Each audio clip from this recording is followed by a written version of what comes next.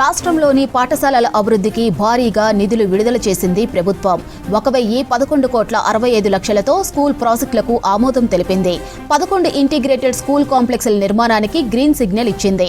మేడ్చల్, సంగారెడ్డి, రంగారెడ్డి, హైదరాబాద్ జిల్లాలో ఇంటిగ్రేటెడ్ పాఠశాలలు నిర్మాణం చేపట్టనుంది. ఇంటిగ్రేటెడ్ స్కూల్ నిర్మాణాలకు 496,75 లక్షలు కేటాయించింది. ప్రీ ప్రైమరీ నుంచి 12వ తరగతుల వరకు ఒకే క్యాంపస్లో బోధన ఉంటుందని తెలిపింది.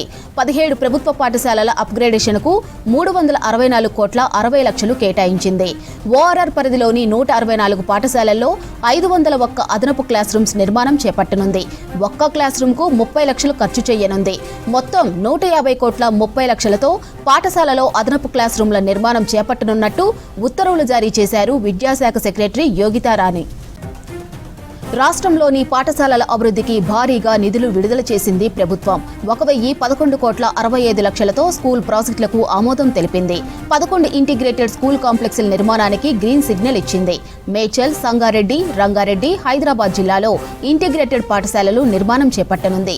ఇంటిగ్రేటెడ్ స్కూల్ నిర్మాణాలకు 496,75 లక్షలు కేటాయించింది.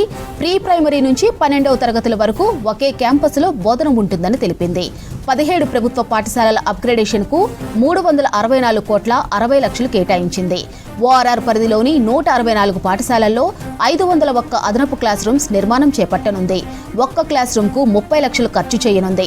మొత్తం 150,30 లక్షలతో పాఠశాలలో అదనపు క్లాస్ రూమ్ల నిర్మాణం చేపట్టనున్నట్టు ఉత్తర్వులు జారీ చేశారు విద్యాశాఖ సెక్రటరీ యోగితారాణి.